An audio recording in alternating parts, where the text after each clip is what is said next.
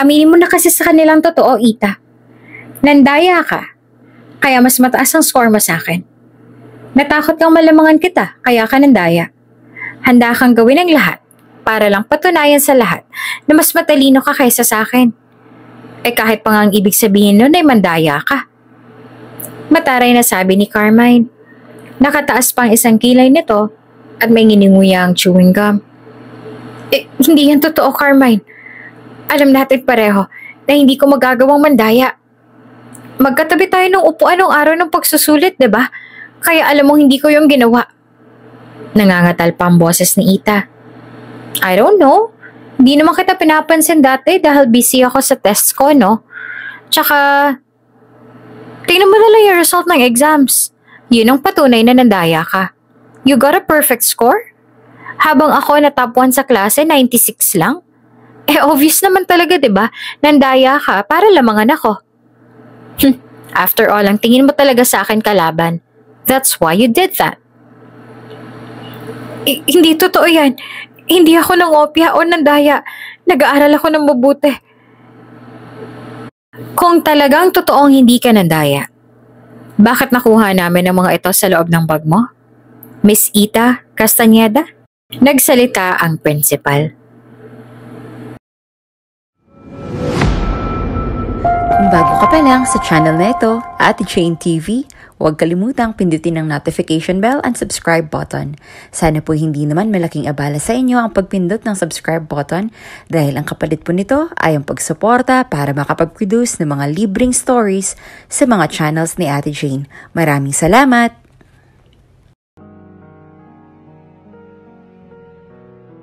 Ate, babalik ka ha?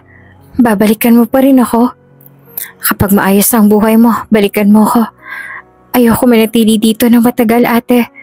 Gusto kong makasama ka. Niyakap ni Ita ng sobrang mahigpit at 7 taong gulang niyang kapatid na si Shelo.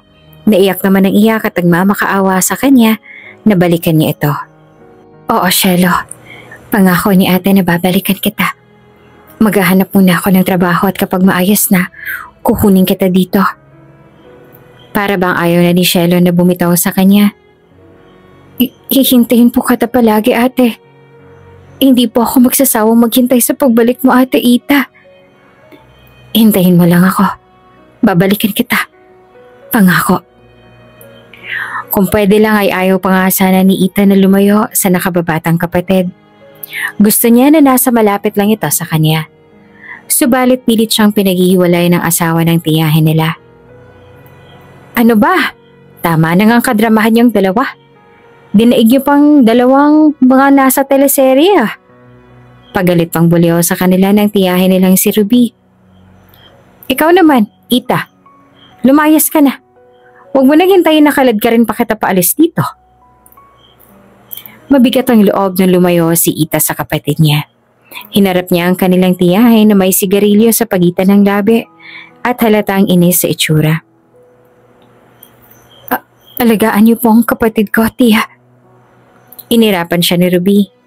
Sus, huwag mo nga akong paalalahanan ng mga dapat kong gawin, Ita. Siya, lumayas ka na. Naririndi na talaga ako sa itsura mo. Ilang taon na rin silang nakatira ng kapatid niyang si Shelo sa kanilang tiya Ruby, ang nakababatang kapatid ng kanilang ina. Bago pumanaw ang kanilang mama, ibinilin sila nito kay tiya Ruby upang alagaan at bantayan. Ngunit taliwas sa inaasahan, napakasama ng ugali ni Tia Ruby. Inalila silang magkapatid at halos araw-araw ay pinapahirapan. Ngayon nga, nagsawa na ang tiyahin nila sa pagpapakain at pagbibigay ng tirahan sa kanila. Kaya nagpasya itong paalisin sila. Ang masakit pa, pinapili sila ni Tia Ruby kung sino sa kanilang dalawa ang aalis. At dahil isa lang daw ang pwedeng manatili sa bahay, upang manilbihan bilang utusan. Naisip ni Ita na napakabata pa ni Shelo at tiyak na hindi pa nito kakayanin ang buhay na mag-isa sa labas. Kaya't sa kabila ng sakit ng loob niya, siya na lamang ang nagkusang loob na umalis. Alam ni Ita na kailangan niya magsakripisyo para sa kapatid at handa siyang harapin ang anumang hirap sa labas. Basta't masiguro lamang niyang ligtas si Cielo sa pangangalaga ni Cherubi. Even if it meant leaving her behind in such a cruel environment. Sinikap ni Ita na maging matatag para sa kapatid niya. Huminga muna siya ng malalim bago nagpaalam sa kapatid niya. Paalam, Cielo. Mag-iingat ka dito. Pangako sa'yo ni ate na babalik ako. Babalikan kita. Magpakabait ka dito, ha? Lalapit pa sana si Cielo sa kanya subalit pinigilan na ito ng kanyang Cherubi. Sus, ang daming kadramahan. Umalis ka na lang, Ita. Kukuda ka pa. Mabigat ang loob ni Ita nang siya'y umalis. Kahit labag sa kalooban niyang iwan na nakababatang kapatid na si Cielo, wala siya magagawa, kundi sundin ang desisyon ng kanilang Tia Ruby. Pareho pa silang bata. Si Ita ay 15 taong gulang lamang at si Cielo naman ay 7 taong gulang pa lang. Alam niyang hindi niya pa kayang buhayin mag-isa ang kanyang kapatid. Kung isasama niya si Cielo sa kanyang pag-alis, hindi niya alam kung saan sila pupunta o kung paano silang mabubuhay na silang ibang kamag-anak na maaaring tuluyan. Masakit man sa kanya, mas pinili ni Ita na iwan ang kapatid niya sa bahay ni Cherubi. Kahit na masama ang trato ng kanilang tiyahin, at least ay may bubong na masisilungan si Cielo. Mas mabuti na rin ito kaysa pareho silang nasa lansangan.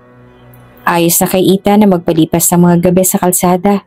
Matulog sa malamig na simoy ng hangin, basta't alam niyang si Cielo ay may mainit na lugar na matutuluyan at hindi magugutom o maghihirap sa tabing kalsada.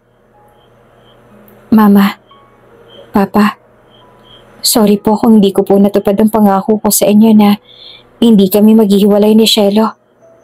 Sabi ni Ita habang nakatingala sa madilim na kalangitan na puno ng bituin. Sinubukan ko po na pakiusapan si Tita pero ayaw na po talaga niyang manatili pa ako doon sa bahay nila. Hindi na raw po kasi nila kaya ang gastos. At isa lang po sa aming dalawa ni Cielo ang pwedeng manatili sa kanila.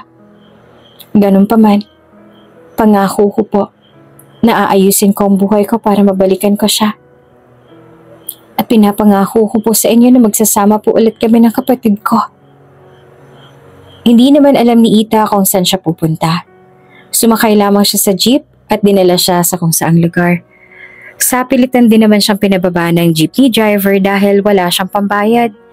Hindi niya alam kung saan na siya pumunta dahil lahat ng mga bumabiyahe na jeep ay nakikisabay siya at tila bakusa niyang dinala ng kanyang mga paa sa tapat ng malaking gate ng isang bahay ampunan.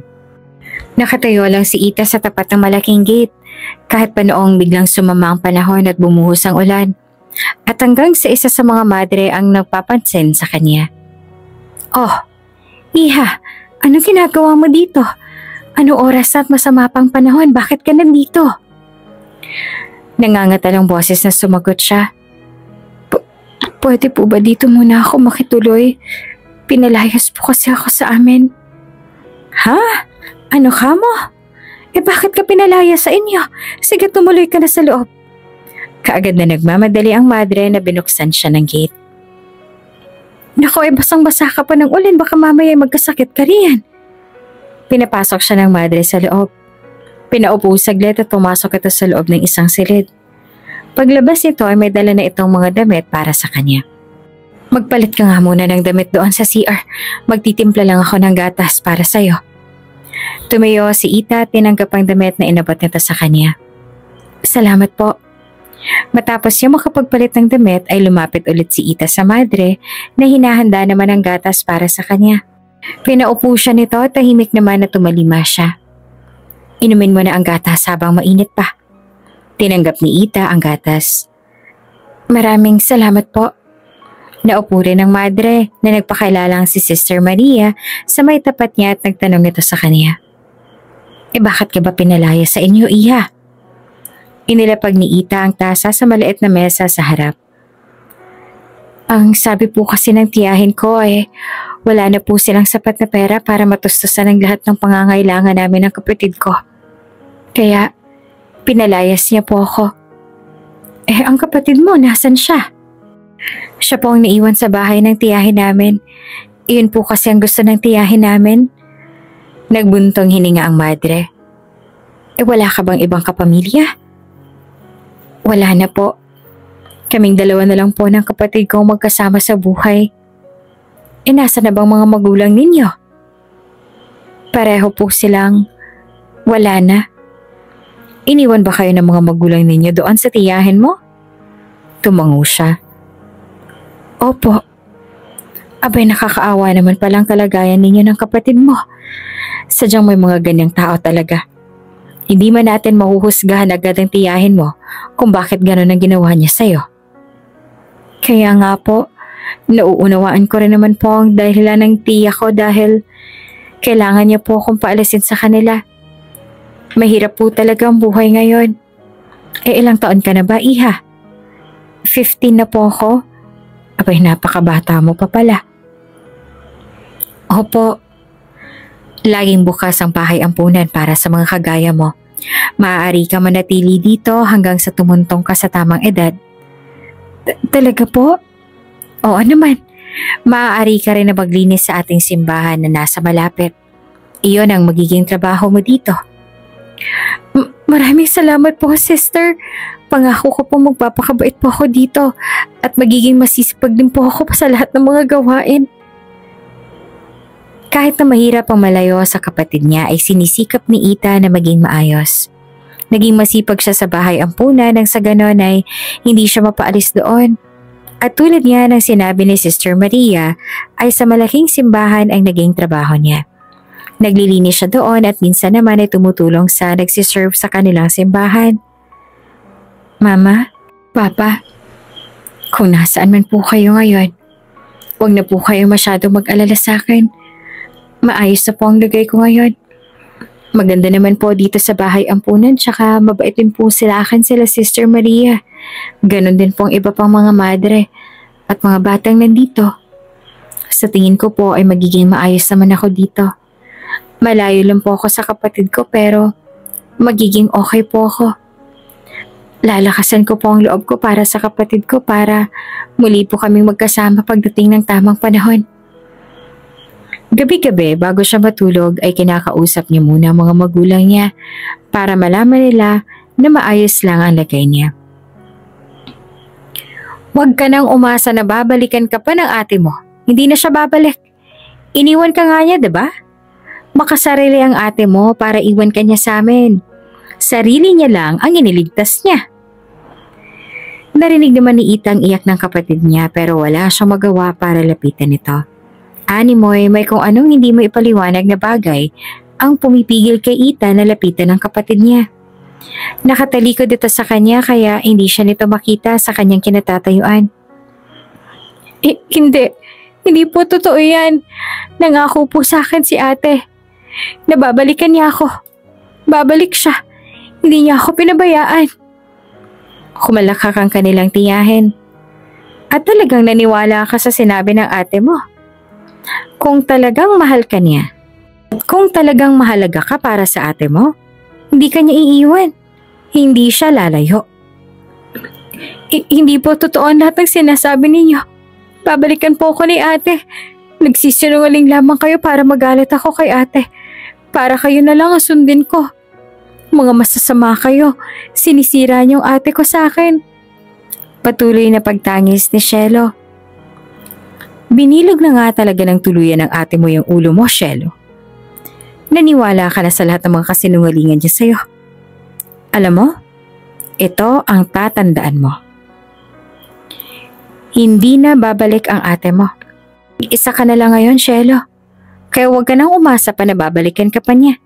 Dahil hindi na mangyayari yon. Kakalimutan ka na ng ate mo na para bang wala siyang kapatid na iniwan. Hindi yan totoo. Malakas na sigaw ni Ita. Umaasa na maririnig ng mga ito ang sinabi niya. Hindi ko gustong iwan ang kapatid ko. Hindi ko siya kakalimutan. Babalikan ko siya kapag maayos ng lahat at kapag kayang-kaya ko na siyang buhayin. Mahal na mahal ko ang kapatid ko at lahat ay handa kong ibigay sa kanya. Walang katotohanan lahat ng lumalabas sa mga bibig ninyo. Huwag yung bilugin ang ulo ng kapatid ko. Tumatangis na sigaw ni Ita, ngunit tila hindi siya naririnig ng mga ito. Patuloy lamang sa pag-iyak si Cielo habang ang mga kamay ay nakatakip sa tenga nito. Cielo, huwag ka maniwala sa lahat ng sinasabi nila. Mahal na mahal ka ng ate.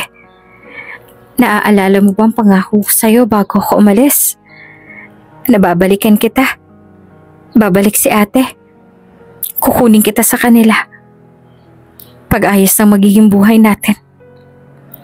Ngunit nanatili lamang na umiiyak si Cielo habang kung ano-anong mga sinasabi ng tiyahin niya. Pinapaniwala nila si Cielo sa kanilang mga kasinungalingan na puro paninira lamang sa kanya para mabilog nila ang ulo ng nakababata niyang kapatid. Cielo! Nagising si Ita na tagaktakang pawis sa kanyang noo. Lumingalinga siya sa paligid at nakita ang mga kasama niyang bata na mahimbing pa rin nagtulog. Isang masamang panaginip lamang pala ang lahat ng yon. Nasapo naman ni Ita ang sariling noo. Naninikip pa ang kanyang dibdib dahil sa labis na emosyon. Bigla siyang bumaba sa kanyang kama. Lumabas sa kwarto at tumakbo palabas ng bahay ampunan habang tinatawag niya ng paulit-ulit ang pangalan ng nakababatang kapatid. Kailangan niyang makita si Cielo. Kailangan niyang masabi kay Cielo kung gaano niya itong kamahal. At anumang sabihin dito ng kanilang tiyahin ay huwag nitong paniniwalaan dahil bibilugin lang nito ang ulo ni Cielo. Kailangan niyang masabi ang lahat ng kanyang nararamdaman ngunit biglang bumuhos ang malakas na ulan. Bumuhit ang liwanag sa madilim na kalangitan at ang malakas na pagkulog ay umalingaw-ngaw sa kanyang paligid. Bata! Bata, saan ka pupunta? Bakit ka tumatakbo ha, bata? Hindi naman pansin ni Ita ang pagtawag ng isang lalaki sa kanya. Patuloy pa siya sa pagtakbo patungo sa malaking gate ng bahay ampunan. Subalit bigla siyang natapilok. Nadapa siya at nasubsob sa putik. Cielo! Umiiyak na tinawag niya ang pangalan ng kanyang kapatid. Bata? Anak, parang awa mo na, huwag ka umalis. Delikado kung aalis ka. Malakas ang ulan ngayon, may bagyo rin ngayong gabi. Sigaw na ulit ng lalaking tumatakbo na rin palapit sa kanya. Ang lalaking sumisigaw at nakikiusap sa bata ay ang paring si Eleazar Gonzalez. Nakasuot pa ng kulay puting vest ang paring ngayon at basang-basa na rin ang suot na may putik na. Hindi naman pinakinggan ni Ita ang sigaw ng pare. Tumayo siya at tumakbo ulit palapit sa malaking gate subalit hindi siya makalabas doon dahil nakalak na yon. Tinawag niya ang pangalan ng kapatid at sinabi ang lahat ng nais niyang sabihin. Umaasa na dadalhin ng hangin ang mga mensahe niya patungo kay Cielo. Naabutan si Ita ng pare. Pinakiusapan siya ng pare na bumalik na sila sa loob para sumilong dahil napakadelikado na ng panahon. Palakas ang buhos ng ulan at baka magkasakit pa silang dalawa. Sinabihan ni Ita ng pare na magpalit muna siya ng damit dahil basang-basa siya na ng ulan at pagkatapos ay mag-uusap sila ng masinsinan kung kaya matapos niyang makapagpalit ng damit, lumabas ulit si Ita ng silid para makaharap ang pare at para makahingi rin ng tawad sa nangyari. Napanaginipan mo ang iyong kapatid, kaya ka tumakbo kanina habang umiiyak. Tanong ng pare. Opo, Father. Natakot po ako para sa kapatid ko. Nag-aalala po ako kung ano na pong nangyari sa kanya at baka tuluyan na pong mabilog ng mga tiyahin ko ang ulo niya. Lumuluhang tugon ni Ita. Mahal na mahal ko po ang kapatid ko at ayoko po na may masamang mangyari sa kanya. At ayoko rin po na magbagong pagtingin niya sa akin. Kaya po ako umalis dahil po sa pinalayas ako ng aming tiyahin. Ngunit hindi ko po gusto na iwan ang kapatid ko. Sa ganitong sitwasyon at pagkakataon, ay magtiwala ka lamang sa Diyos, anak. Magdasal ka sa Kanya sapagkat Siya lamang ang nakakaalam sa lahat. Siya lang ang tanging may kakayahan na magkontrol ng mga bagay. Ang Diyos lamang ang tanging may kakayahan na hipuin ang puso ng iyong tiyahin at lahat ng taong nanakit at mga nakapaligid sa iyo. Ipagdasal mo sa Kanya na huwag niyang pababayaan ang kapatid mo dahil batid kong papakinggan ka niya. Ang iyong dalangin ay maririnig ng Diyos, lalo pat pusilak ang iyong puso. Habang pinapahid ni Ita ang luha sa kanyang pisngi, ay ngumiti sa kanya ang pare. Naniniwala ako na hindi pababayaan ng Diyos ang kapatid mo, anak. Naniniwala ako na may dahilan kaya kailangan niyo maghiwalay na dalawa. Ngunit batid ko rin na darating ang tamang panahon na muli kayong magkikita ang dalawa. Makakasama niyo ulit ang isa't isa. Basta magtiwala ka lang sa Diyos at mga plano niya sa inyo. Maraming salamat po, Father. Gusto mo ba na turuan kita ng tamang pagdarasal? Opo. Itinuro sa kanya ni Father Eleazar kung paano ang tamang pagdarasal at magmula noon ay araw-araw na siyang nagdadasal. Sa tuwing bumibigat ang pakiramdam niya ay nagdadasal lang siya. Sinasabi niya sa Diyos kung ano ang kanyang nadarama. At minsan ay sumasama rin siya kay Sister Maria para magdasal. Pakiramdam kasi ni Ita ay gumagaan ang dibdib niya sa tuwing nasasabi niya sa Diyos kung ano ang nararamdaman niya at kung ano ang nagpapabigat sa loob niya. Bata, bakit nandito ko mag-isa? Bakit di mo kasama ang magulang mo sa loob? Tiningala ni Ita ang isang binatilyo na nagtanong sa kanya habang mag-isa siya nakaupo sa hagdan papasok sa simbahan. Ang mga tao sa loob ay abala na para sa offering dahil natapos na ang misa, habang siya ay mas piniling manatili sa labas para damhin ang malamig na simoy ng hangin. Wala akong magulang sa loob. Isa ako sa mga naninilbihan sa simbahan. Magalang na tugon ni Ita sa binata. Hindi maitatanggi ang kagwapuhan na taglay ng binata na sa tingin ni Ita ay ilang taon na nga agagwat ng edad sa kanya. Magmamadre ka? Tanong nito bago naupo sa kanyang tabi. Sandali niya naman itong pinagbastan bago tumanaw sa gate ng simbahan. Sumagot naman si Ita. Hindi. Ngunit sa bahay ampunan na sakop ng simbahan na ito ako manunuluyan. Kaya pala nakikita kitang kasama si Sister Maria. Nagtataka na rin at tiningnan niya ang binata. Paano mo naman siya nakilala? Isang mga magulang ko sa nagdo-donate sa bahay ampunan kung saan ka tumutuloy. Nung minsang sumama ako sa kanila sa bahay ampunan, nakita kita nakasama ni Sister Maria. Ngunit hindi ko naman inakala na isa ka palang batang nakatira doon. Ngayon, nakita ulit kita sa may altar. Mabait din itong umisi sa kanya. Ako nga pala si Magnus Mancini. Ikaw, anong pangalan mo? Ako naman si Ita Castañeda. Magandang araw. Bagay na bagay sa malaanghel mo mukha ang iyong pangalan. Naku, maraming salamat po, Sir Magnus. Nahihiyang sabi niya. Masyado ka namang formal. Magnus na lang ang itawag mo sa akin. Maraming salamat po, Magnus. Mahinang tumawa pang binata sa kanya. Ilang taon ka na nga pala?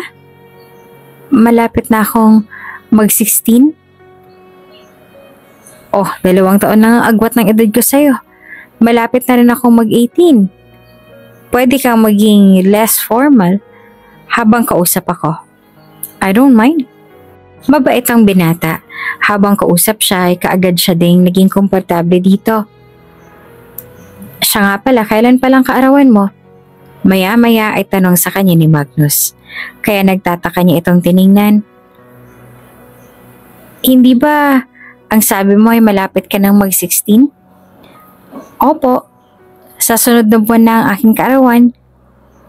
Kung ganon, sa araw ng iyong kaarawan, maaari ba tayong magkita dito ulit sa simbahan? Nagtataka siya sa pakiusap nito. Po? Bakit? May gusto akong ibigay sa'yo sa araw na yan. Isa pa, baka yun na rin ang maging huli nating pagkikita. Bakit iyon ang huli? Aalis na kasi ako. Kailangan kong pumunta sa London para doon mag-aral. Naka-summer vacation lang ako ngayon. Hindi naman mawari ni Ita kung bakit nakaramdam siya ng lungkot sa nalaman.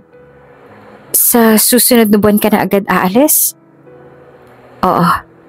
Matagal na rin kasi ako dito sa bansa. Mahigit 2 buwan na ako dito. Kaya dapat sa susunod na buwan ay nakabalik na ako ng London. Nakailang extend na rin kasi ako ng bakasyon dito. Ngumiti at tumango naman si Ita sa binata. Kung ganon ay hihintayin kita dito sa araw ng aking kaarawan, Magnus. Noong tinawag na ni Magnus ang magulang nito, saka ito tumayo. Nagpaalam muna ito sa kanya bago siya iniwan. Sinundan niya naman ito ng tingin hanggang sa muli na itong maglaho sa loob ng simbahan. Makalipas ang ilan pang sandali, ay tumayo na rin si Ita at bumalik na sa loob ng simbahan para mag-asikaso. Hinahanap ng mga mata niya kung naroon pa si Magnus, subalit wala na ito sa loob ng simbahan. Marahil ay umuwi na sila. Sa sumunod na linggo ay nasa simbahan pa rin si Ita para tumulong doon. Iyon na kasi ang gawain na naka-assign sa kanya at gustong-gusto naman ni Ita ang gawain niya yun dahil pakiramdam niya ay sobrang lapit niya lang sa Diyos sa tuwing nasa loob siya ng simbahan. Naglalakad si Ita sa gitnang pasilyo patungo sa altar habang may hawak na kandila. Nakasuot siya ng kulay puti at mahabang bestida. May kulay puting mantilya rin sa kanyang ulo. Lahat ng mga tao sa loob ay nakatitig sa kanya. Dahil tila ba, hindi lang sa kandilang dala niya may liwanag kundi pati na rin siya. Ngunit ang atensyon naman ni Ita ay nakatuon sa binatang nakaupo sa tabi ng ina nito.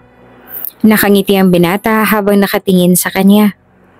Na magtagpo ang kanilang mga mata ay tumango naman ito sa kanya. Sumupil ang munting ngiti sa kanyang labi at iniwas ang tingin. Tinoon niya lang yon sa harap hanggang sa tuluyan siyang makalapit. Ang ganda mo sa suot mo ngayon, Ita. Natapos na ang misa nang muli siyang lapitan ni Magnus. Maraming salamat, Magnus. Nahihiyang sagot niya dito. Nakangiti namang humakbang ito palapit sa kanya. Marami ka bang gagawin ngayong araw? Oo kailangan kong tumulong sa pag-aayos ng simbahan mamaya. Bukas kasi merong ikakasal. Ganun ba? Tumango naman si Magnus. Kung ganun na hindi na kita aabalahin, mukhang abala ka. Madali lamang na napalapit si Ita kay Magnus kahit pa tuwing linggo lang silang nagkita. Nabanggit niya nga dito kung ano ang tunay na nangyari at kung paano siyang napadpad sa bahay ampunan. At maging si Magnus ay nakaramdam din ng awa sa kanya at para sa kapatid niya. Sumapit ang araw ng kaarawan niya. Bago siya pumunta sa simbahan kung saan sila napag-usapan ni Magnus sa magkita, ay tinapos niya na ang lahat ng trabaho niya sa bahay ampunan. Sa ilalim ng isang malaking puno sa gilid ng simbahan niya hinintay si Magnus. Makalipas ang ilang sandali ay nakita niya ng isang kulay itim na sasakyan na pumarada. Lumabas mula sa sasakyan na yon si Magnus kaya agad na tumayo si Ita at hinintay niyang makalapit na ito sa kanya. Naghintay ka ba ng matagal? Tanong sa kanya ni Magnus nang tuluyan ng makalapit ito. Ay hindi naman, halos kakarating ko lang din dahil nag-miss pa ako kanina sa bahay ampunan. Sagot niya. Inabot nito sa kanya ang bitbit na maliit na paper bag. Para sa'yo to, Ita. Nagtataka namang tinanggap naman ni Ita ang paper bag na ito. Ano to? Regalo ko para sa'yo. Regalo mo? Nabigla niya namang saad. Hindi naman kasi na-expect ni Ita na may magbibigay sa kanya ng regalo sa birthday niya. Huling nakatanggap siya ng regalo ay sa araw ng birthday niya ay noong buhay pa ang kanilang ama ni Shelo. 8 taong gulang pa lamang siya noon kaya sobrang tagal na rin talaga. Ngayon nang ulit siya naka-receive ng gift kaya hindi niya malaman kung ano ang dapat niyang i-react. Oo, buksan mo na. Binuksan ni Ita ang paper bag.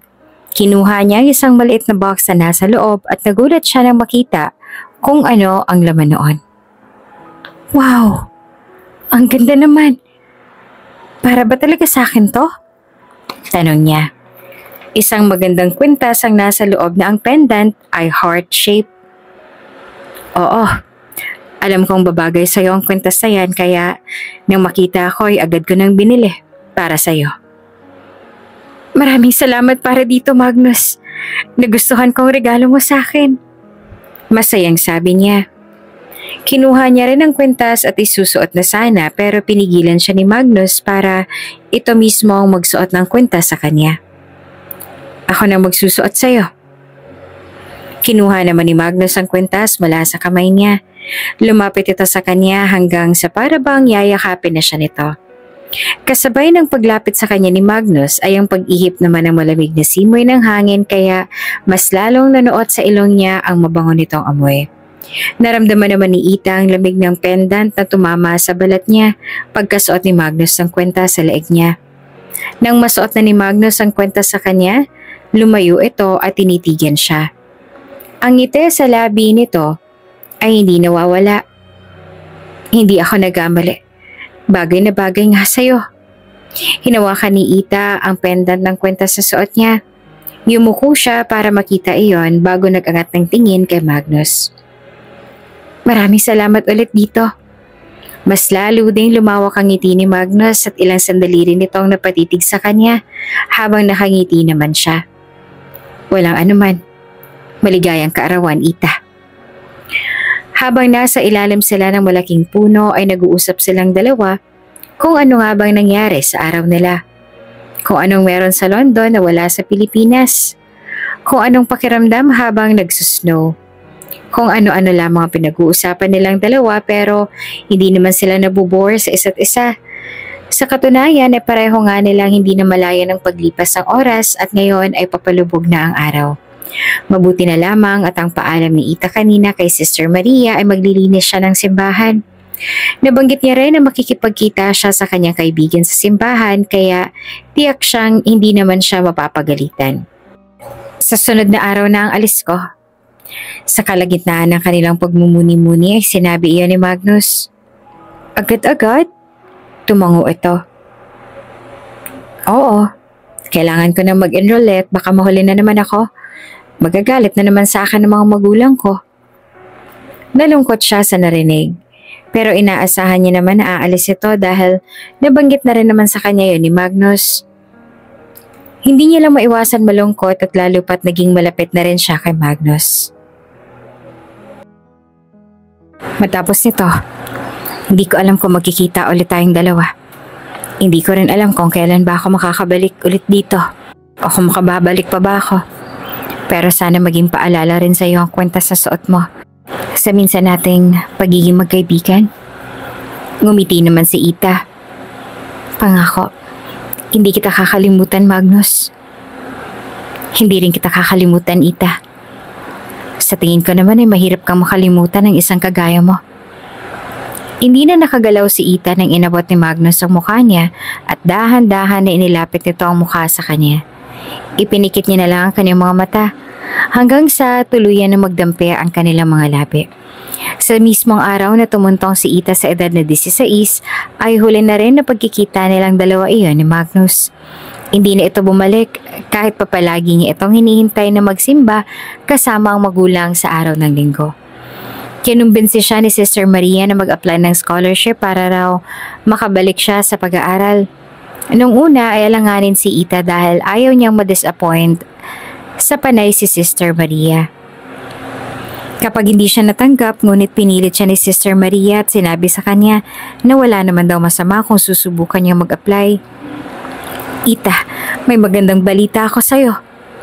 Abala si Ita sa pagpupunas sa mga display na nakapatong sa cabinet nang lumapit sa kanyang masayang-masaya na si Sister Maria. Tumigil siya sa kanyang ginagawa at tiningnan ito. Ano po yon, Sister Maria? Naaalala mo ba yung sinasabi ko sa'yo na pag-a-applyan mo ng scholarship para makabalik ka sa pag-aaral? Tumango siya. Opo, bakit po? Masayang niyakap siya nito. Natanggap ka sa scholarship, makakabalik ka na sa pag-aaral. Hindi naman agad nag-sink in sa kanyang narinig at umabot pa ng ilang segundo bago tuluyang na-process sa kanya ang sinabi nito. Talaga po ba? Ang saya ko po, sister. Kitang-kita sa mga mata ng madre kung gaano itong kasaya para sa kanya. Ako rin, sobrang masaya rin ako para sa iyo, Ita. Makakabalik ka na sa pag-aaral at matutupad mo na rin ang pangarap mo. Maraming salamat po, sister. Kung hindi niyo po ako kinumbinsi noon na mag-apply sa scholarship, baka hindi ko po sinubukan ang aking kapalaran. Alam kong matalino at masipag ka, Iha. Kaya gusto ko talaga na matanggap ka sa scholarship na yon. Bata ka pa. Gusto ko nang matupad mo ng lahat ng pangarap mo sa buhay. Alam ko na malayo pang mararating mo sa buhay. Maraming salamat po sa pagtitiwala niyo sa akin, Sister Maria. Masayang-masaya si Ita dahil sa wakas ay makakabalik na siya sa pag-aaral. Isa kasi ang mga pangarap sa kanya ng mga magulang niya ay makapagtapos siya ng pag-aaral. Masaya siyang mangyari na yon dahil makakapag-aral na ulit siya at full pang scholarship niya. Kaya naman hindi na talaga niya sinayang ang pagkakataong yon. Sa unang taon mula nang bumalik siya sa pag-aaral ay nagsumikap talaga siya para makuha niyang mataas na grado. At dahil na rin sa angking talino, na-accelerate agad siya sa grade 11. Ang guro niyang si Miss Delilah ang nag-push para ma-accelerate siya dahil ang talino niya raw ay angkop na para sa mas mataas na baitang. Kaya nga lang mula na ma-accelerate siya sa mas mataas na baitang ay hindi na rin naging maganda ang tingin at pakikitungo sa kanya ng anak ng principal na si Carmine. Ang tingin sa kanya ni Carmine na isang katunggali na dapat nitong mapabagsak sa pag-aakala na kukunin niya ang trono nito. Kilala si Carmine sa angkin nitong talino at ito raw ang laging top 1 na inilalaban pa sa ibang mga paaralan. Pero sa totoo lang, hindi naman ganun ang tingin niya kay Carmine. Sa katunayan, ay hinahangaan niya ito dahil matalino talaga si Carmine. At ayaw niya naman na gawing kompetisyon ang pag-aaral nila. Nag-e-enjoy lang siya sa pag-aaral. Ang nasa isip niya lang ay ang kapatid niya. Wala na siyang ibang dahilan kaya nagsisikap siyang mag-aral. Ngunit sadyang ang tingin sa kanya ni Carmine ay kalaban na dapat lang nitong pabagsakin. Kaya lahat ng paraan ay gagawin nito para lang mawala siya sa landas nito. Aminin mo na kasi ang totoo sa kanila, Ita. Nandaya ka kaya mas mataas ang score mo sa akin. Natakot kang malamangan kita, kaya ka nandaya. Handa kang gawin ang lahat para lang patunayan sa lahat na mas matalino ka kaysa sa akin. Kahit pang ibig sabihin nun ay mandaya ka. Mataray na sabi sa kanya ni Carmine. Nakataas pang isang kilay nito at may ninunguyang chewing gum. Hindi yan totoo, Carmine. Alam natin pareho na hindi ko magagawang mandaya. Magkatabi tayo ng upuan noong araw ng pagsusulit. Kaya alam mo hindi ko yung ginawa. Nangangatal ang boses ni Ita. I don't know. Hindi naman kita pinapansin that day dahil busy ako sa test paper ko. Tsaka ang naging result ng exam ang patunay na nandaya ka. You got a perfect score. While ako na top 1 na nga sa klase, naka 96 lang. Kaya obviously nandaya ka para lang lamangan ako. After all, ang tingin mo sa akin ay kalaban mo. That's why you did that. Lumuluha namang umiling si Ita. Hindi totoo yan. Hindi ako nangopya. Nag-aral ako ng mabuti bago ang araw ng pagsusulit. Kaya ako nakakuha ng mataas na score. Kung talagang totoong hindi ka nandaya, bakit nakuha namin ang mga ito sa loob ng bag mo? Miss Ita Castañeda? Nagsalita ang principal na ama ni Carmine.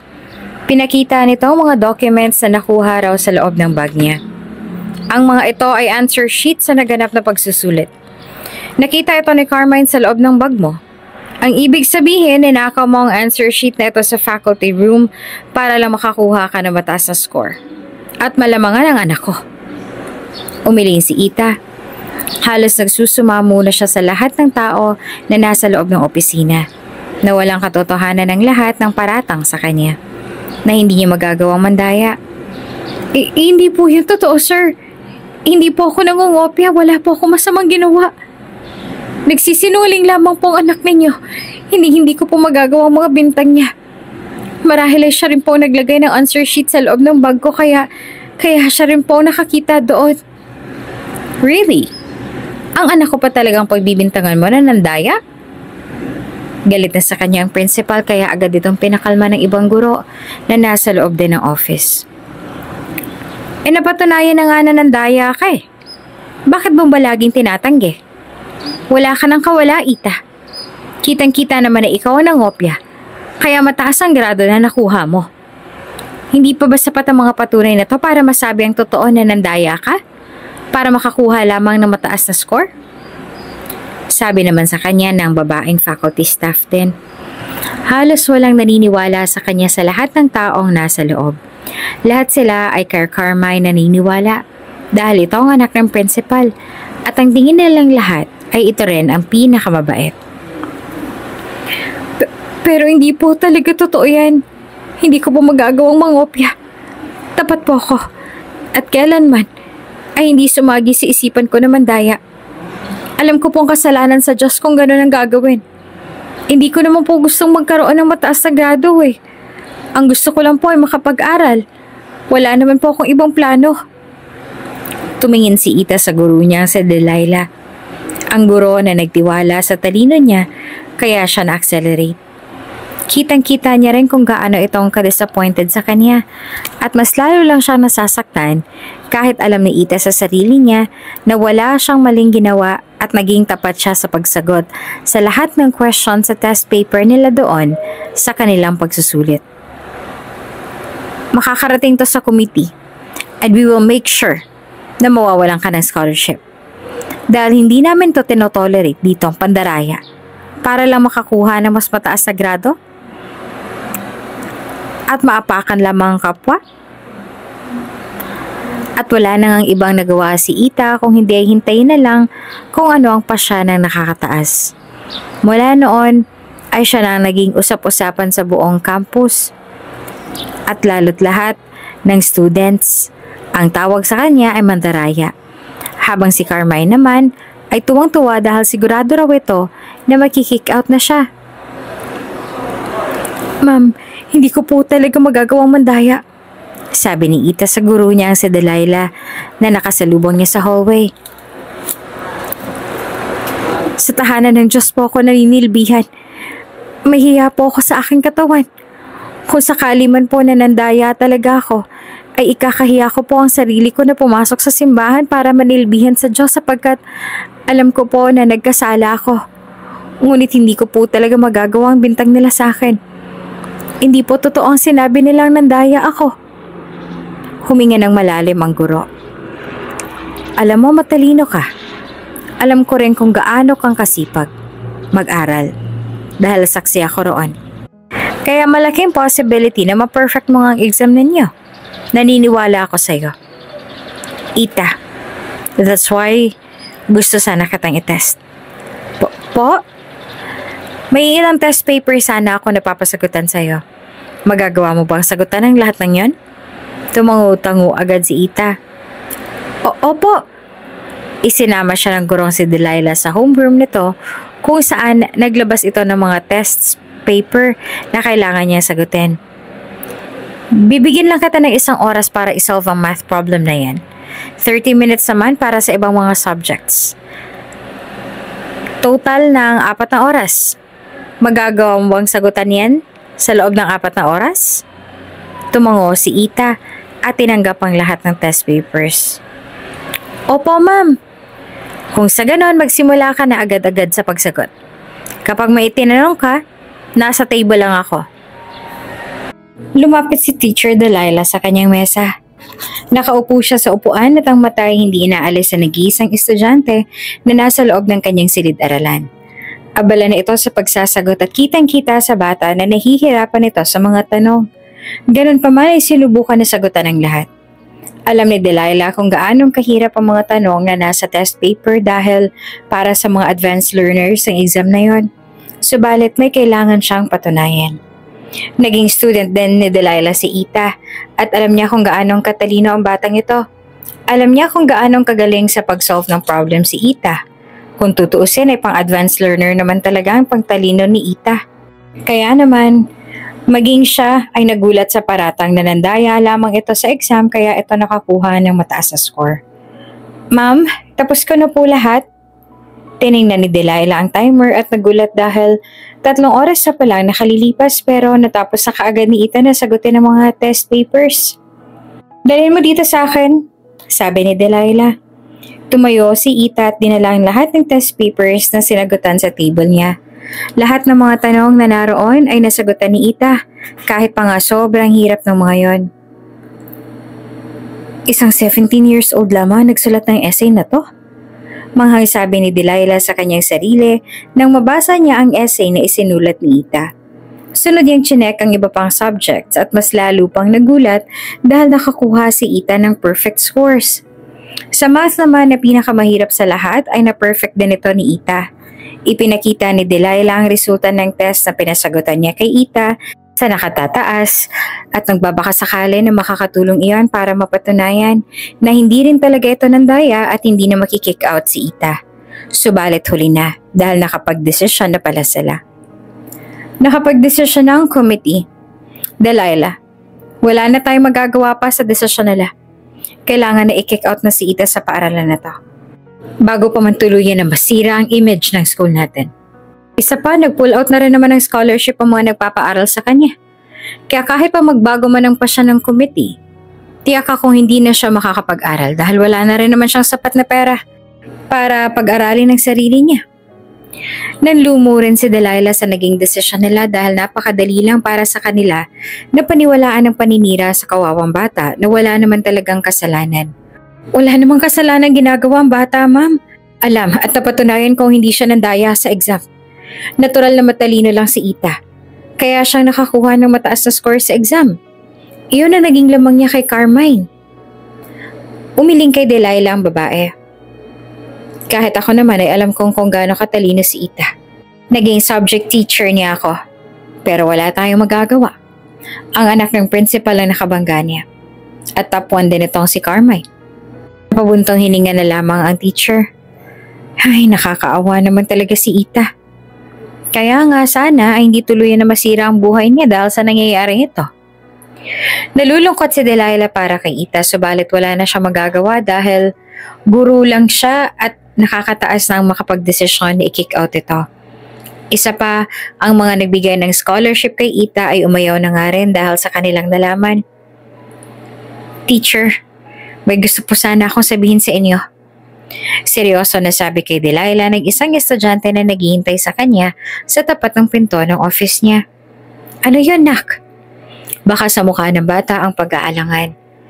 Tungkol po sana kay Ita at Carmine. Pinapasok ni Delilah ang bata sa loob ng opisina niya. Maupo ka, iha. Anong gusto mong sabihin sa akin tungkol sa kanila? Kasi po, ma'am, alam ko pong kung anong totoo. Hindi po talaga nandaya si Ita. Wala po siyang kodigo. Sa katunayan, si Carmine pa nga pong nandaya eh. At siya pa pong may dala na kodigo noong araw ng pagsusulit. Parehong nagsalubong ang kilay ni Delilah. Totoo ba yan? Alanganin pa rin na tumango ito. Opo, ma'am. Nasa likuran po nila ako noong araw ng pagsusulit namin. Matalino po talaga si Ita. At hindi lang po talaga matanggap ni Carmine na nalalamangan na siya sa pagiging top 1 niya. Malaki po ang galit niya kay Ita. Alam po namin lahat na magkakaklase kung gaano katalino si Ita. Alam din po namin kung gaano siyang kabait. Hindi niya po magagawa na makagawa ng pagkakasala sapagkat malaki po ang takot ni Ita sa Diyos. Inilabas ang bata ang cellphone nito at ibinigay yon kay Delilah na nagtataka naman na tinanggap yon. Ano to? Video po yan ni Carmine, ma'am. Sagot nito. Matapos po ng exam namin, nagtaka po kami kung bakit natagalan si Carmine sa loob ng silid. Habang yung iba ay nasa labas na. Nung tiningnan po namin siya ng kaibigan ko kung anong kinagawa niya, yung po nasa video. Yan po ang paglagay niya ng mga peking answer sheet sa bag ni Ita.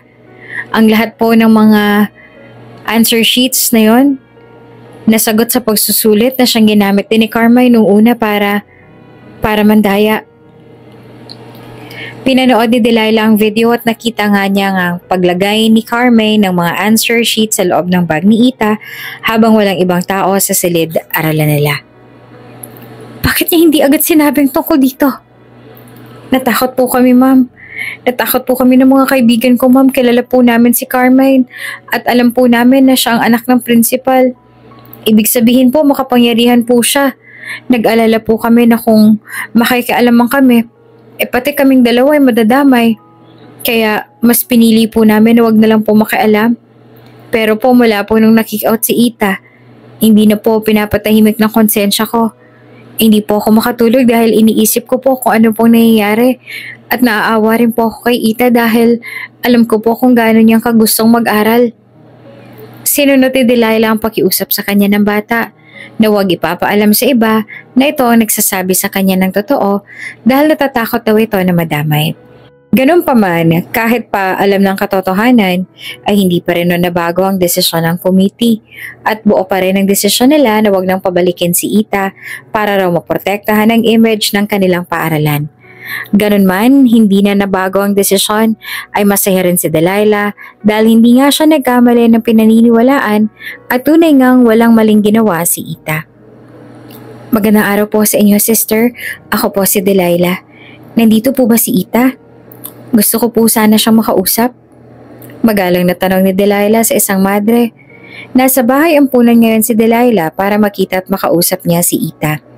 Matapos kasi ang mga nangyari at matapos tuluyang makick out si Ita ay hindi niya na ulit ito nakita. Nag-aalala naman si Delilah para sa bata at gusto niya rin na malaman nito kung ano ang totoo at kung sino ba nasa likod ng nangyari. Dahilan para makick out ito sa pinasukang paaralan. Nasa simbahan siya ngayon, anak. Ano ka ba niya?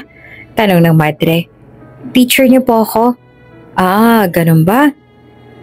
Pwede ko po ba na kayo na lang ang makausap ko tungkol sa kanya? Tumango naman ang madre. Tungkol ba ito sa dahilan kaya siya na-kick out sa dati niyang pinapasukan?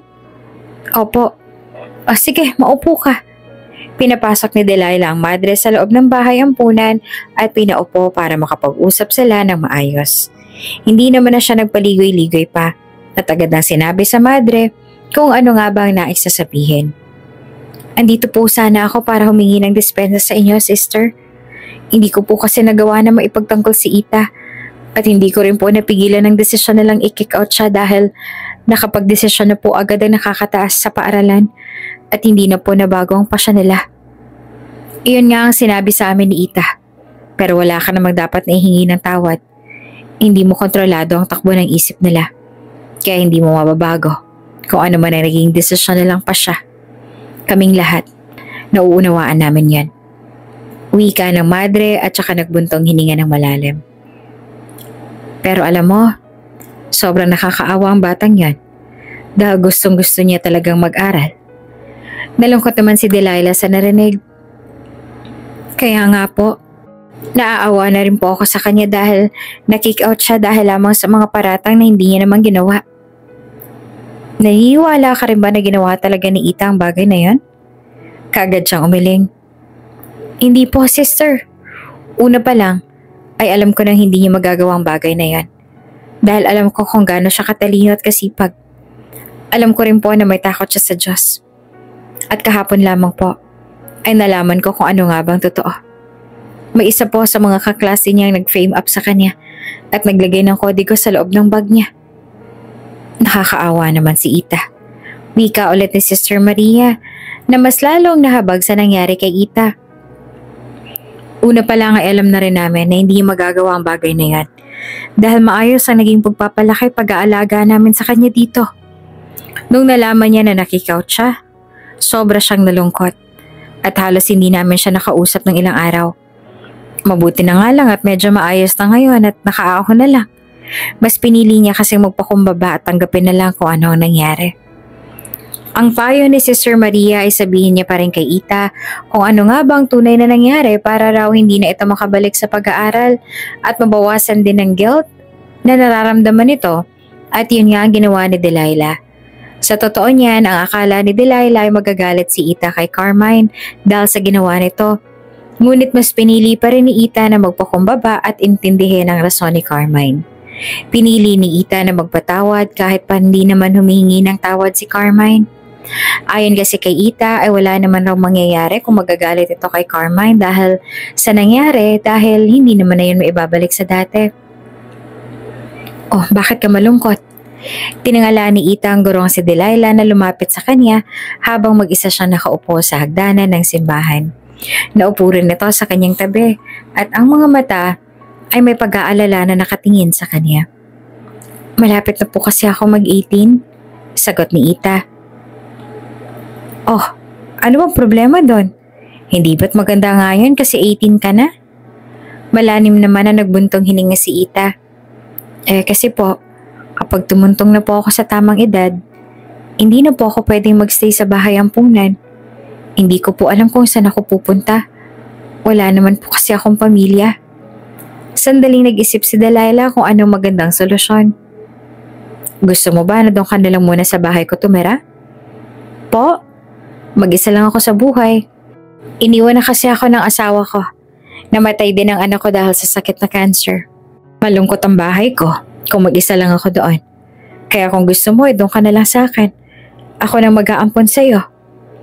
Talaga po, ma'am? Abay, oo naman. Sa tuwa ay niyakap niya ng mahigpit ang kanyang dating guro. Maraming salamat po. Sobrang masaya si Ita dahil tinutuo nga ng dati niyang guro ang sinabi nito na ito na lang ang mag-aampon sa kanya dahil para na rin naman daw siya nitong anak. Bago siya tumuntong sa edad na 18 ay kinuha na siya ni Delilah at dinala sa bago niyang bahay. Magmula ngayon, ito na magiging bahay mo, Ita. Ako na rin ang magiging bago mong ina. Hindi tayo mayaman at ang kita ko ay sapat lang. Pero pangako ko sa'yo, nabibigyan kita ng maayos sa buhay at ituturing kita na parang sarili kong anak. Lumuluha ang niyakap naman ito ni Ita. Maraming salamat po talaga, ma'am. At tulad nga ng pangako sa kanya ng Mama Delilah niya, itinuring siya nito na parang sarili na rin itong anak. Minahal at inalagaan siya nito. Pinag-aaral din ulit siya nito pero dahil nga sa nahinto siya sa nangyari noon, kinailangan niyang maghintay ng 1 taon bago muling tumuloy sa pag-aaral sa grade 12. Noong mag-college na si Ita ay nakatanggap siya ng scholarship at sa isang prestigious school siya papasok. Ang pangako ni Ita sa Mama Delilah niya ay mag-aaral siya na mabuti at magsisipag siya para makabawi siya sa lahat ng naging kabutihan nito sa kanya. Ang daming mga pagkakataon na ibinigay sa kanya at hindi niya sasayangin ang lahat ng yon. Ngayon, hindi niya na lang ginawa ang lahat ng ito para sa kapatid niya at para sa kanyang sarili, kundi pati na rin sa Mama Delilah niya. Ngunit tila kakambal na nga ni Ita ang kamalasan dahil hindi niya inaasahan na prestiyosong paaralan na papasukan niya rin pala nag-aaral si Carmine. At nang makita siya nito ay agad na kumulo na naman ang dugo nito sa kanya dahil wala pa man siyang kasalanan ay tunay nang may kasalanan nito sa kanya. Ikaw na naman? Hindi naman natutuwa na sabi ni Carmine sa kanya. Kasama nito ang mga alipores na masasama rin ang tingin sa kanya kahit pa ngayon niya lang ito nakita. Carmine, nag-aalangan na sabi niya at humigpit din ang hawak sa mga librong dala niya. Tiningnan siya ni Carmine mula ulo hanggang paa. Hinuhusgahan ang buo niyang pagkatao. Pati ba naman dito sinusundan mo pa rin ako, ha Ita? Ano? Pati ba naman sa entrance exam ay nandadaya ka rin katulad ng ginagawa mo noon? Mariin siyang lumunok at saka umiling. Hindi ako nag-entrance exam? Huh? So outsider ka? Hindi. Tinaasan siya nito ng kilay. Then what are you? Anong ginagawa mo dito? Full-time scholar ako ng paaralan na to at sila rin ang nag-offer sa akin na dito ako mag-aral. What? Mas lalo lang nabalot ng ines ang mukha ni Carmine na para bang hindi nito ginusto ang narinig na ang mismong school ang nag-offer sa kanya ng scholarship. Marahil dahil kita rin sa mukha ng kaibigan nito ang labis sa gulat at pagkamangha dahil sa sinabi niya. Kaya sana kalimutan na lang natin ang lahat ng mga nangyari noon, Carmine. Gusto ko mag-aral ng mabuti at payapa dito. Ayoko kasi nasayangin ang chance na ibinigay nila sa akin. First year pa lang naman ako. At ikaw nasa second year ka na, kaya hindi tayo magiging magkaklase. Hindi mo rin ako laging makikita. Kaya hindi mo kailangan na magalit sa akin. Kalmante na sabi niya. Yumuko pa siya sa harapan ni Carmine bago siya umalis. Unang araw niya sa klase ay wala siyang mga naging kaibigan. Siguro dahil ang lahat ng mga kaklase nila ay mayayaman at may group of friends at walang may gusto na makipagkaibigan sa kagaya niya na orphan at mahirap lamang. Ganun pa man, hindi niya masyadong inaalala yon dahil ang mahalaga lang sa kanya ay wala siyang mga magiging kaklase na katulad ni Carmine na gagawin ng lahat para siraan siya dahil takot na malamangan. You got the highest and perfect score para sa quiz natin kanina. Congratulations, Ita. You did well. Sabi kay Ita ng professor nila na isang kilalang news reporter. Nahihiya naman siyang ngumiti. Maraming salamat po, ma'am. Keep it up, Ita. Kahit nung una pa ng klase ay pinahanga mo na ako. Ipagpatuloy mo lang yan. Masaya si Ita dahil sa papuring iyon ng professor niya. Masaya rin siya dahil naging maayos ang pag-aaral niya at kahit papaano ay nagiging close niya na rin ang ilan sa mga kaklase niya. Isang linggo na lang mula nung nag-start ang klase at until now, pakiramdam ni Ita ay nasa ibabaw pa rin siya ng alapaap. Paano ay pangarap niya lang noon na makapag-aral sa isang malaki at prestiyosong paaralan. Ngayon nga ay nangyayari na yon. Hi! Nag-angat ang tingin si Ita sa lalaking nagsalita sa harapan niya. Nang makita niyang mukha ng lalaki, natigilan siya ng ilang saglit. Napakagwapo ng kaharap na akala niya ay isa itong sikat na modelo. Nagtataka pa siyang lumingalinga sa pag-aakala na nagkamali lang ito ng nilapitan. Napansin niya ng ilang students na nasa cafeteria na nakatingin din sa kanila.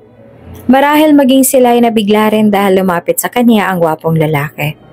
Ibinalik ni Ita ang tingin sa lalaki at saka awkward siyang sumagot. Hello? Naupo ito sa kanyang harapan. Your necklace. You're still wearing it. Bumaba ang tingin niya sa suot na kwintas na regalo pa sa kanya ni Magnus. Oo. Bagay na bagay sa'yo yan. Nakangiting sabi naman ng binata. Ang mga mata nito ay diretso na nakatingin sa mga mata niya. Napatitig si Ita sa binata. Ngayon niya lamang ito nakita, ngunit bakit parang kilala na siya nito. Nang mapuna ng binata ang pagtataka sa kanyang itsura, mahina itong natawa. Hindi mo ba talaga ako natatandaan? I was your first kiss. Napakurap-kurap siya.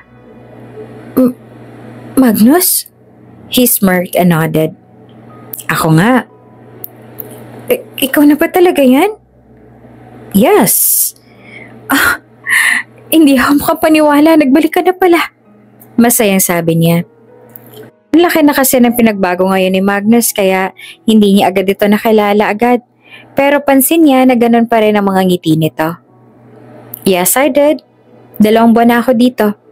Binalikan kita sa bahay ampunan pero ang sabi ni Sister Maria, matagal ka na daw na wala roon. Masaya ako na dito na lang pala kita matatagpuan. Masaya rin ako na makita ka ulit, Magnus. Ngumisi ito at inispread pa ang braso. Hindi mo man lang ba ako yayakapin? Hindi mo ba ako namimiss? Kasi ako namiss kita. Kung kaya tumayo agad si Ita at lumapit kay Magnus para yakapin ito ng mahigpit. Napatawa naman sa kanya si Magnus dahil muntik pa ngang matumba ang upuan nito dahil sa pagyakap nito sa kanya. Namiss kita, Magnus! Namiss din kita, Ita. Pareho nilang hindi pansin ang tingin sa kanila ng ibang mga students sa nasa cafeteria. Masaya si Ita dahil nagbalik na nga ang una niyang naging kaibigan. Marami pa naman silang time bago mag-start ang klase nila, kaya nagkwentuhan muna silang dalawa. Kahit pa matagal na panahon din na nagkahiwalay sila, para bang ganun pa rin ang closeness nila. Although mahiya siyang nararamdaman, ay hindi niya pa rin maipaliwanag ang mabilis sa tibok ng puso niya at mas pinili ni Ita na isang tabi muna yon. I'm studying engineering and I'm already in my last year. I told my parents na gusto ko sa Pilipinas ko na lang ituloy ang huling taon ko sa college. Sabi ni Magnus. Engineering ka? Ang galing mo naman. Yes, ikaw, anong kinuha mo? Mass communication. Bakit naman mass communication? Hindi ba't ang sabi mo sa akin na gusto mong maging architect? Aaminin man ni Ita na kinikilig siya dahil natatandaan pa rin ni Magnus ang sinabi niya dito nung tinanong siya nito kung ano ba raw ang gusto niya maging. Tinupad ko kasi yung mga pangarap na nag-ampon sa akin . Hindi kasi niya nakuha ang dream course niya noon dahil mas sinunod niya ang pangarap ng magulang niya para sa kanya. Kaya ako naman ang tumutupad ng para sa kanya. Tsaka nagustuhan ko rin ang course ko na to. Tingin ko ito talagang para sa akin. Really? That's good. Dito ka na ba mag-i-stay na matagal? O babalik ka ulit sa London? Babalik pa ako pero para mag-training na lang. Nakaramdam ulit siya ng lungkot ng dahil doon. Talaga? Pero para nga lang sa training yon. Sa construction namin ako magtatrabaho. Kaya makakasama na kita ng matagal. Masaya ako marinig yan. Marami pa silang pinag-usapan na halos parehong hindi nila namalayan ng takbo ng oras. Napagtanto na lamang nila nang mag-ring ang bell. May next class ka ba? Tanong ni Magnus sa kanya at sa kanya lang din napagtanto. May susunod pa nga siyang pasok at malapit na rin siyang maliit. Ay, oo nga pala. Meron pa ako next class na kalimutan ko. Kaagad siyang tumayo at inayos ang mga gamit niya. Nagtaka naman siya na tumayo rin si Magnus at kinuha ang libro niya. Ihahatid na kita. Alok nito. Ha? Hindi na kailangan. Of course, kailangan yan. Ako ang reason kaya ka malilate. Kung kaya ay wala siyang choice, kundi ang pumayag na ihatid siya ni Magnus kahit pa nahihiya siya dito. Ito na ba ang room niyo? Tanong nito nung nasa tapat sila ng pinto ng room niya. Ang mga blockmates niya sa loob ay gulat na gulat at nagtataka na nakatingin sa kanila. Oo, pasok ka. Pasok ka sa loob. Sabay kuha niya ng hawak nitong libro. I see. Bye. I'll see you later. Or perhaps tomorrow. Tumango siya at animoy pinipigilan ang kilig niya. Bye. Salamat sa paghatid. Aral ka mabuti. Hinintay niya makalayo si Magnus bago siya pumasok sa loob at naupo sa seat niya. Kaagad naman na lumipat ng upuan sa tabi niya ang pinakamaganda na blockmates niya, si Claire. Hala, Ita, kaano-ano mo yung senior? Si Magnus ba? Hala, bakit ka naka first name basis kayo? Senior pa rin natin siya, no? Kahit na ibang course natin sa kanya. Gagraduate na kaya yun ngayong taon. Awkward siya napahawak sa kanyang ulo. Kaibigan ko siya. Talaga? Naging magkaibigan kayo? Oo, bakit? Transfer kasi yun, sabi ng kuya ko. Galing daw London at sa isang prestigious school daw doon nag-aral. Gusto raw ata maiba ng environment kaya sa last year niya ng college, nag-transfer dito. Ang cool niya kaya, talatang galing sa isang maharlikang pamilya. I mean, halos lahat naman ng nag-aaral dito ay mayayaman. Pero kakaiba kasi siya. Alam mo yung sobrang yaman niya talaga. Parang out of league nga siya sa lahat.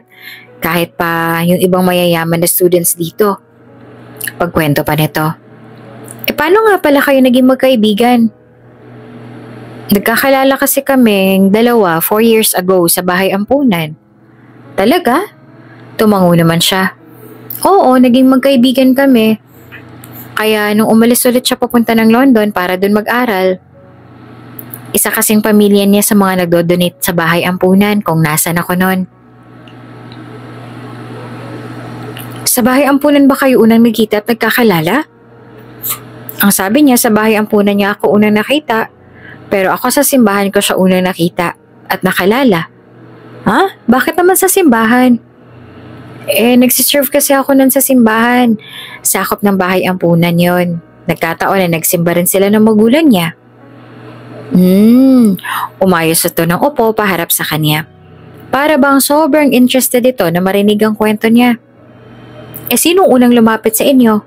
Si Magnus ba? Oo. Wow, talaga? Ang cute naman. Bukas sabihin mo sa akin kung anong susunod na nangyayari, ha? Nagsusulat kasi ako ng book. Tapos, this past few months, may writer's block ako kaya parang wala akong ganang magsulat. Parang ang cute ng story niyong dalawa ni Magnus. Gusto ko gawing inspiration. Si Claire na nga rin ang una niyang pinaka-naging close sa lahat ng blockmates niya. Kahit na nanggaling sa mayamang pamilya si Claire, naging close pa rin sila sa isa't isa. Bakit ka umiiyak? Nag-aalala na tanong niya kay Claire na sobrang dami na ng luha sa mga mata. Kasi nakakaiyak ang kwento ng buhay mo. Ayaw nang tumigil ang pagbuhos ng luha ko. Ang sakit sa dibdib nang nawalay ka sa kapatid mo tapos hanggang ngayon, hindi mo pa rin siya nakikita. Inabutan niya ito ng tubig. Kung alam ko lang na iiyak ka ng ganito, hindi ko na dapat sinabi sa'yo. Sabihin mo pa kung anong susunod na nangyari. Claire, why are you crying? Pareho naman sila ni Claire na tumingin sa likuran niya nang marinig niya ang boses ni Magnus. Napakunot ang noon nito habang naglalakad papalapit sa kanila. Na makalapit si Magnus sa tabi ng upuan ni Claire, hinawakan nito ang mukha ni Claire at pinahid ang luha sa mata. Bakit ka umiiyak? Anong nangyari? Kunot noon na tanong ni Magnus. Kasi kuya, naiiyak lang ako sa kwento ng buhay ni Ita. I asked her kasi na sabihin sa akin ng lahat para may inspiration ako sa book ko. Tapos I can't stop crying na. What's that? Akala ko naman may nang-away na sa inyong dalawa. Binitawan naman ni Magnus ang mukha ni Claire at lumapit ito sa tabi ni Ita para doon maupo. You're such a cry baby, Claire. But it's nakakaiyak kaya. Nang mapansin ng dalawa ang pagtataka niya, agad na nag-explain si Claire. By the way, Ita, we've been friends na since kahapon pa. Pero hindi ko pa rin pala nababanggit sa'yo. Magnus is my cousin. At biglang pagiging close nilang dalawa ni Claire ay mas lalo pang hindi nagustuhan ni Carmine. Palagi nila kasi ito makakasalubong sa tuwing magkasama sila ni Claire o di naman kaya ay kasama rin nila si Magnus. Ang sabi sa kanya ni Claire ay may gusto raw si Carmine kay Magnus kaya hindi na ito nagtataka kung bakit masama ang tingin ni Carmine kay Ita sa tuwing nakakasalubong nila ito. Ita, lunch tayo together? Iyakag ni Magnus. Mabilis ngang naglakad niya kanina pero tumakbo ito para habulin siya. Kinuha na rin ito ang bag niya para ito na ang magdala noon. Sige, tugon niya. Medyo alanganin pa siya dahil alam niyang nasa cafeteria rin ngayon si Carmine. As much as possible, umiiwas na talaga siya kay Carmine dahil ayaw niyang maulit na naman ang ginawa nito sa kanya noon. Si Claire, bakit hindi mo siya kasama? Tanong ni Magnus. Kasama niya kasing boyfriend niya ngayon eh. Lagi nila akong kasama sa tuwing may date sila. Feeling ko nawawalan sila ng privacy. Sagot niya. Ang totoo niyan ay pinipilit pa siya ni Claire kanina na sumama sa kanila, pero tumanggi siya. Pagdating nila sa cafeteria, hindi nga siya nagkamali ng hinala na andun din si Carmine. At ang mga alipores nito. Masama ang tingin nito sa kanya lalo na nang pinaghila siya ni Magnus ng Celia. Napayuko na lamang siya habang si Magnus ay hindi malang pinansin ang sama ng tingin ng mga ito. Noong pauwi na si Ita, binantayan siya ni Carmine at ang mga alipores nito para bantaan. Ikaw talaga, gagawin mo ang lahat para lang may magstay dito sa school ano? Pati ba naman si Magnus lalandiin mo rin? Dahil alam mong mayaman siya? Ha? Ano bang sinasabi mo, Carmine? Hindi ko siya nalalandiin, no? Kaibigan ko lang siya. Naguguluhang sabi niya. Kaibigan? Natatawa ito sa kanya. Do you really think na makikipagkaibigan si Magnus sa isang kagaya mo? You are just nothing. Kumbaga basahan ka lang dito. Puno naman ng panlalait na tiningnan niya ito mula ulo hanggang paa. Hindi ko nga alam kung bakit nagiging mabait pa si Magnus sa isang kagaya mo eh. You are just nothing but a piece of trash. Tumawa na rin ang mga alipores si Carmine. Sabay tinignan din ng mga ito mula ulo hanggang paa na para bang siya na ang pinakamaruming tao sa mundo. Malabo talaga na makipagkaibigan si Magnus sa isang kagaya niya. Sabi naman ng isa pa sa mga alimores ni Carmine. Unless of course, ibinigay mo ang katawan mo sa kanya. Di malamang yun nga ang ginawa niya. Nagawa niya ang mandaya noon sa exam namin para lamang malamangan niya ako eh. For sure ngayon, inakit niya rin si Magnus. And I'm sure, ginamit niya ang katawan niya para akitin si Magnus. After all, yan naman talagang gawain ng mga katulad niya, diba? Sinubukan pa ni Ita na maging kalmado. Hindi ko ginawa yung mga yan. Huwag kang gumawa ng kwento, Carmine. Ngunit sadyang ayaw siyang tigilan nila, Carmine. Mas lalong lumaki ang galit nito sa kanya dahil ang kanilang gusto ay malapit ito sa kanya. Kahit pa binigyang linaw niya na ito dito na magkaibigan lang silang dalawa ni Magnus, ayaw nilang maniwala sa kanya. Ang akala ay nilalandi niya talaga si Magnus. Oh, bakit ka umiiyak? Nag-aalalang tanong ni Magnus sa kanya nang nakita siya nitong umiiyak habang mag-isang naglalakad sa parking. Inaway na naman kasi siya kanina ni Carmine at ang mga alipores nito. At higit pa roon ay pinahiya rin siya ng mga ito sa mga estudyante roon sa library. Kung ano-ano ng mga masasakit na salita ang ibinato nila sa kanya. Tinawag nila siyang malandi at mandaraya. At kung hindi lang pumagit na ang librarian sa kanila at pinigilan si Carmine at mga alipores nito, baka hanggang ngayon pinapahiya pa rin siya ni Carmine at ng mga kaibigan nito. Ha? Wala, napuwing lang ako. Sagot niya kay Magnus sabay punas ng luha sa kanyang mga mata. Kung napuwing ka, bakit ganyan karaming luha sa mga mata mo? Kunot na pa rin tanong ni Magnus. Wala to. Kailangan ko na makauwi. Mauna na ako sa iyo, Magnus. Lalampasan niya na sana ito subalit na hawakan ni Magnus ang kanyang kamay para pigilan siya. Hinawakan siya nito sa balikat at hinuli ang mga mata niya. Baka sa mukha nito ang pag-aalala para sa kanya. Sabihin mo nga sa akin kung anong totoong nangyari, Ita. Anong dahilan? At bakit ka umiiyak ngayon? I'll help you. Hindi siya sumagot. Inabot naman ni Magnus ang mukha niya at pinahid ang butil ng luha na hindi niya naman namalaya na pumatak na naman pala. May nangbuli ba sa'yo dito? Umiling si Ita at iniwas ang tingin. Wala. Then? Napuwing lang talaga ako. Ngunit hindi pa rin naniniwala sa kanya si Magnus dahil halata naman na hindi siya lumuluha dahil lang sa napuwing siya, kundi dahil umiyak talaga siya.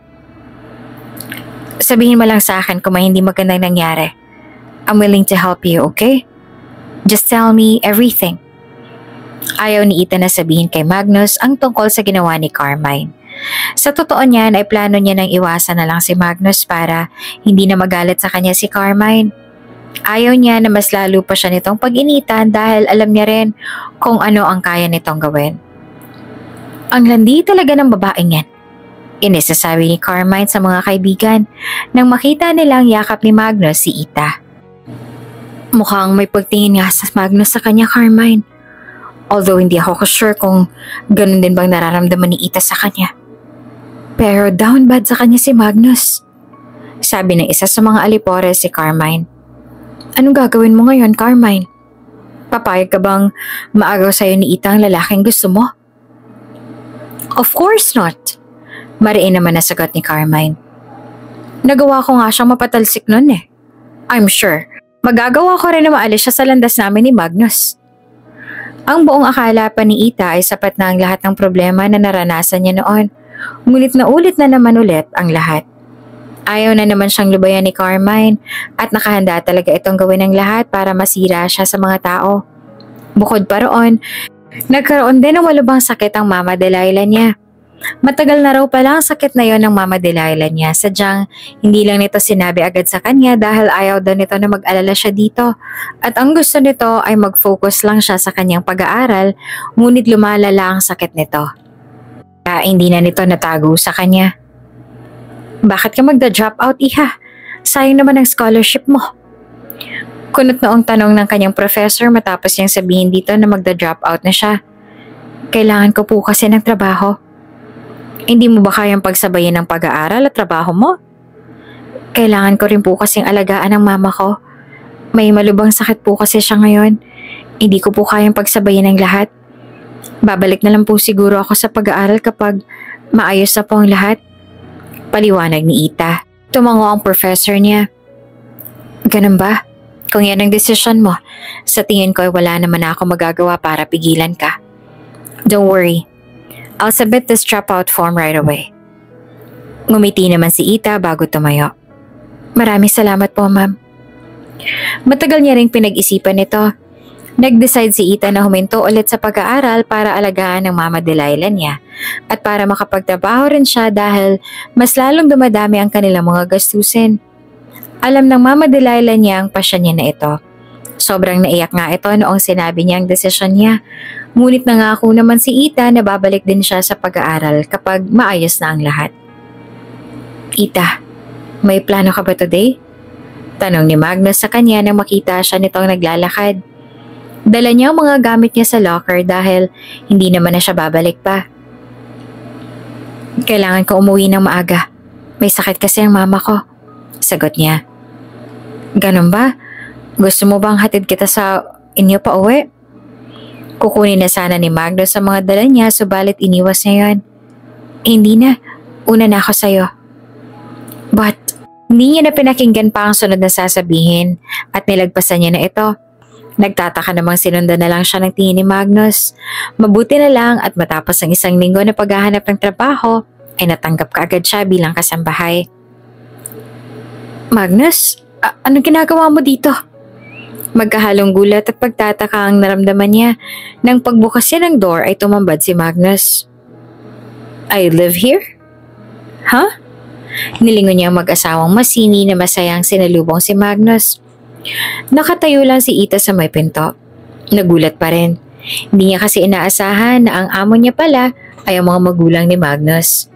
Akala niya ay kaapelido lang ni Magnus sa mga ito kasi noong linggo niya sa trabaho ay hindi niya ito nakita. Gusto ko ang trabaho mo, Ita. Magaling ka sa ganito. Papuri sa kanya ng ama ni Magnus.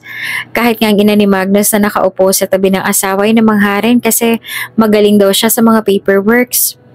Nagpatulong kasi sa kanyang mag-asawa kanina sa trabaho nila dahil kailangan daw nilang matapos agad iyon. Salamat po, sir. Ma'am, nahihiya namang tugon niya dito. You know what, Ita? I can see so much potential in you. Bakit pa hindi ka nalang bumalik sa pag-aaral? Sabi ni Mrs. Mancini, ang ina ni Magnus. Gusto ko po sana kaso kailangan ko po magtrabaho para sa amin ni Mama. Kapag magaling na po si Mama, babalik na po ako sa pag-aaral. Sagot niya naman. Inilapag naman ni Mrs. Mancini ang file sa table na nasa harap niya. No, mag-enroll ka ulit. This year. Take a special exam para hindi mo na kailangan na magantay ng ilang buwan at mag-second year ka na kaagad. Kami nang bahala sa pagpapagamot ng mama mo at kami na rin ang asawa ko ang bahala sa mga tuition fees mo. Talaga po? Magkahalong gulat at saya na sinabi niya. Yes, gusto namin na ituloy mong pag-aaral mo. After that, maaari kang magtrabaho sa kumpanya namin since may nakikita naman akong potential sa'yo. Sobrang laki ng pasasalamat ni Ita sa kabaitan sa kanya na mag-asawang Mancini at tuwang-tuwa rin siya. Kaagad nga niyang sinabi sa Mama Delilah niya na sobrang masaya rin para sa kanya. Na makauwi na rin si Magnus mula sa eskwela, masayang sinabi niya dito kung ano ang desisyon ng magulang nito na ikinatuwa rin ni Magnus. Siya ang dahilan kaya napapadalas ang pag-uwi ni Magnus sa bahay. I want to make her happy. Sabi ni Mrs. Mancini sa asawa. Bata pa lang si Magnus, sobrang distant na siya sa atin. Kaya nga mas pinili niyang manirahan na mag-isa noon. Pero mula nung tinupad natin ang pakiusap niya na bigyan ng trabaho si Ita. Dahil sobrang kailangan daw ni Ita ang trabaho na to. Pansin ko naging malapit na ulit siya sa atin. Lagi na rin siyang umuwi dito sa bahay. Kaya masaya ako. And besides, sobrang bait at talino rin talaga ni Ita. Dedicated siya sa anumang trabaho na ipagawa natin sa kanya. Alam kong pure ang intention niya. Alam mo yung para siyang isang anghel? Hindi lang siya maganda kundi busilak din ang puso. I heard from Magnus na hindi raw biological ni Ita ang Mama Delilah niya at adopted lang ito. But she's willing to do and sacrifice everything for her. Tumango naman si Mr. Mancini. Sa tingin ko rin na in love sa kanyang anak natin. Nag-aalala lang ako na baka masaktan si Magnus sa huli. Dahil base sa nakikita ko kay Ita, wala siyang oras para sa pag-ibig. At nasa goal niya lang atensyon niya. I'm sure darating naman ang araw na matututunan din ni Ita na mahalin ang anak natin. Magnus is lovable. Hindi malabong magkagusto rin sa kanya si Ita. At kapag nangyari yon, we will give them our full support, okay? Tumango ulit si Mr. Mancini habang nakangiti sa asawa. Sure, para sa ikakasaya niya ng anak natin. Kahit sino pa mang taong mapili niyang mahalin, we will support him. Katulad nga ng ipinangako sa kanya ng mag-asawang Mancini, pinabalik siya ng mga ito sa pag-aaral at sila na rin ang sumagot sa pagpapagamot ng Mama Delilah niya para raw mapagsabay niya ang kanyang pag-aaral at pagtatrabaho. Dahil nga sa iisang university lang sila ni Magnus na pumapasok, ay isinabay na siya nito sa sasakyan nito pagpasok sa university. Ita, Naupo sa harapan niya si Carmine na ilang linggo niya na rin hindi nakikita. Mula nung bumalik siya sa pag-aaral ay ngayon niya lang ulit ito nakita. Bakit Carmine, may problema ba? Nag-aalala na tanong niya dito. Alam ko nakagawa ko na maraming kasalanan sa iyo noon. Ako ang dahilan. Kaya ka na-kick out nung grade 12 tayo. Ako naglagay ng answer sheet sa bag mo noon para pagmukain kang nadaya. Dahil ayoko malamangan mo ko. Ako rin ang nagkalat ng walang katotohanan na kwento tungkol sa iyo sa campus. I said a lot of things behind your back. At pinagsisihan ko lahat ng yon, Ita. I'm really sorry. Please, forgive me. Nagtataka siya kung anong nangyayari at bigla na lamang humingi ng tawad ngayon sa kanya si Carmine. Umiiyak pa ito sa harapan niya ngayon at halata sa mukha ang labis na takot. Ano nangyari? Ba't ka umiiyak? At bakit bigla ka nalang humihingi ng tawad sa akin ngayon? Si Magnus. Nagtataka na nagkunot-noo siya. Bakit si Magnus? Anong ginawa niya? Siyang dahilan kaya posible ako makick out dito. Ha? Nalaman niya kasi na ako ang dahilan kung bakit may kwentong kumakalat tungkol sa iyo sa buong campus at nagalit siya sa akin.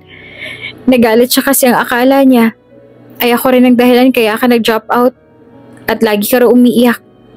Kaya ang gusto niya ngayon ay makick out na rin ako para wala na raw manggugulo sa iyo.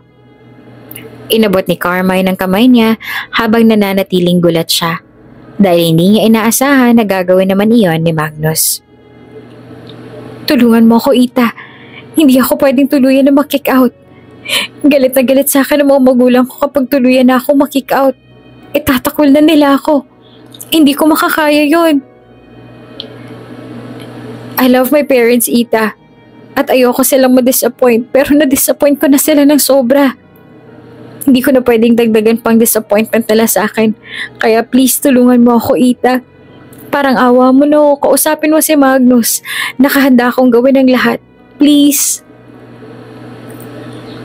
Oo nga at malaki ang kasalanan sa kanya ni Carmine. Marami itong maling nagawa sa kanya. Ngunit ayaw niya na mangyari dito kung ano man ang nangyari sa kanya. Ayaw niya na makick out ito dahil alam ni Ita na tulad niya ay may mga pangarap din si Carmine sa buhay na gusto rin itong makamit at ayaw niya na maging hadlang siya sa pag-abot ni Carmine sa pangarap na ito. Mabuti na lamang at naunawaan naman ni Magnus ang dahilan niyang yon. Kaya kinausap niya ito at sinunod ito ang pakiusap niya. Hindi natuloy ang pagpapakick out kay Carmine pero may warning na ito mula sa mga nakakataas. Malaki naman ang pasasalamat ni Carmine at nangako na hindi na ulit ito gagawin ng mga nagawa nito noon. Sa totoo lang ay hindi niya rin alam kung genuine ba ang paghingi ng tawad sa kanya ni Carmine. Pero hindi na mahalaga yon sa kanya at pinatawag niya pa rin ito. After all, mas masarap naman talaga sa pakiramdam kapag wala na tayong mga kagalit sa buhay. Sa kabila ng lahat ng kasalanan na nagawa niya sa iyo, you still chose to forgive him. Sabi ni Magnus sa kanya.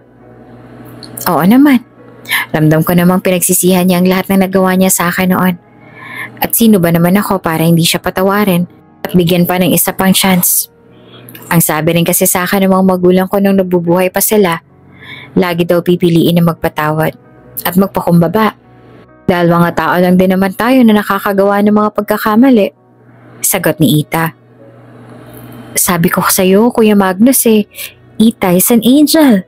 Nagpe-pretend lang siyang tao. Sabi naman ni Claire na tinawanan niya na lang din. Masaya na si Ita sa buhay niya ngayon pero hindi niya pa rin kinakalimutan ang pangako niya sa kapatid niyang si Cielo. Isang taon mula nung nagtrabaho siya sa Mancini ay nakapag-ipon na siya ng sapat na pera kung saan sigurado siyang mabigyan niya ng maayos na buhay ang kapatid niya. At tulad ng pinangako niya noong kay Cielo bago siya umalis, binalikan niya nga ito. Ate Ita, nagbalik ka. Agad na tumakbo palapit sa kanya si Cielo nang makita siya nitong nasa tapat ng gate. Naabutan niya si Cielo na nagwawalay sa harap ng bahay at hindi tulad nung huli niyang makita si Cielo, matangkad at malaki na ito. Subalit sobrang payat. Ate, sobrang saya ko nagbalik ka na. Umiiyak na sabi ni Cielo habang yakap-yakap siya. Ako rin, Cielo. Sobrang saya rin ni ate na nakita kita ulit. Parang tubig sa talon na walang tigil sa pag-agos ang luha sa mga mata niya. Sa wakas, nakita na ulit kita. Walang tigil sa pag-iyak si Cielo. Parehong umiiyak at masaya. Dahil muli na namang magkasama ang isa't isa. Yumuko si Ita at hinawakan niya ang mukha ng kapatid tsaka pinunasan niya ang luha sa mga mata nito. Ang laki-laki mo na, Cielo. Pero ikaw pa rin ang nag-iisang baby ng ate. Dahil narinig ang kanilang pag-iyakan, lumabas ang bahay ang tiyahin niya at ang mga anak nito. Aba, Ita, nagbalik ka na pala sa wakas. Tumawang sabi ng tiyahin niya.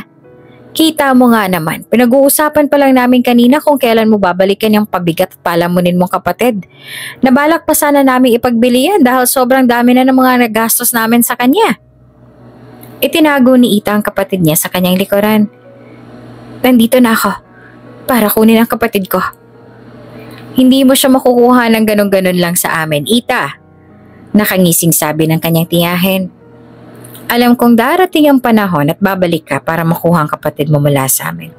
Kaya, naglista ako kung magkano ang lahat ng gastos namin sa kanya mula nung iniwan kayo sa amin ng magulang ninyo. Inaasahan na ni Ita na mangyayari ito. Dahil mukhang pera nga ang tiyahin niya kaya pumunta siya dito ng prepared. Inutusan ni Tia Ruby ang isa sa mga anak nito na kunin ang listahan na sinasabi habang ang asawa naman ng kanyang tiyahin ay kumuha rin sa mga gamit ni Cielo sa loob ng bahay. 500,000. Iyan ang halaga na kailangan mong bayaran sa amin bago mo makuha ang kapatid mo sa amin. May interes na yan dahil masyadong matagal bago ka bumalik. Kung hindi mo mababayaran sa amin ang halagang yan, huwag ka na ring umasa na mababawi mo pang kapatid mo sa akin. Ganito lang ba kaliit ang kailangan kong bayaran sa inyo? Pwes, narito ang 1,000,000. Galit na ibinato ni Ita ang kulay itim na shoulder bag na nakasukbit sa balikat niya sa lupa. May sobra pa yan. Basta ibalik niyo sa akin ang kapatid ko. Nagduda pa sa binuksan ng tiyahin niya ang bag at nagulat ito sa nakita. Saan ka nakakuha ng ganitong kalaking pera? Hindi na mahalaga kung saan, Ruby. What's important is that nabayaran ko na kayo at wala na kaming utang sa inyo. Magmula rin ngayon ay hindi na kayo maaaring lumapit sa amin ng kapatid ko. Puno ng galit ang mga mata niya habang nakatingin sa kanila. Salamat po sa pag-aalaga sa kapatid ko. Kahit pa alam ko na hindi maganda naging trato niya sa kanya. Sana ay hindi na ulit mag-cross sa mga landas natin. Dahil kapag dumating sa punto na kayo naman ang mga ilangan, hindi ko na alam kung makakaya ko ba na tulungan kayo. Matapos na iniwan na nga nila ang mga ito. Hindi na nila dinala ang mga gamit ni Cielo. Mabibilhan niya naman ng ibang gamit ang kapatid niya. Ang mahalaga ay kasama niya na ulit ito at hindi na ulit sila maghihiwalay. Hindi naman pinansin niyang tiyahin niya at ang pamilya nito ang pag-alis nila ni Cielo dahil busy na sila sa pagbibilang ng pera. Salamat po at ginawa mo yun, ate. Sorry rin kasi naubos ang pera mo. Alam kong matagal mong pinag-ipunan yon. Sabi sa kanya ni Cielo na wala pa rin tigil sa pagluha. Tumigil naman sila sa paglalakad. Pinunasan ni Ita ang luha sa pisngi ng kapatid niya. Huwag mong isipin yon, Cielo. Hindi mahalaga sa akin ang pera. Makakaipon pa naman ulit ako nun kasi nagtatrabaho naman ako. Ang mahalaga ay kasama na kita ngayon at hindi na ulit tayo magkakahiwalay. Lumuluhang niyayakap siya ni Cielo. Maraming salamat pa rin po, ate. Hawak-hawak niya ang kamay ni Cielo na bumalik sila sa sasakyan kung nasaan naghihintay sa kanila si Magnus. Siya ang may sabi kanina na hintayin lang sila nito sa sasakyan at siya nang kakausap sa tiyahin niya. Hindi nga umalis si Magnus at naghintay lang ito doon. Nang makita siya ni Magnus na kasama ng kapatid niya ay sobrang saya ng itsura nito. You did it, Ita. Nabawi mo sa kanilang kapatid mo. Magkasama na ulit kayo. I am so proud of you. Masayang sabi nito at saka niyakap siya at nagpakilala rin ito kay Cielo. Maraming salamat, Magnus. Salamat sa tulong mo sa amin ng kapatid ko. Ngumiti naman sa kanya si Magnus. I'm just here to support you, Ita. You're the one who did everything. You should be thanking yourself because you made this happen for your sister.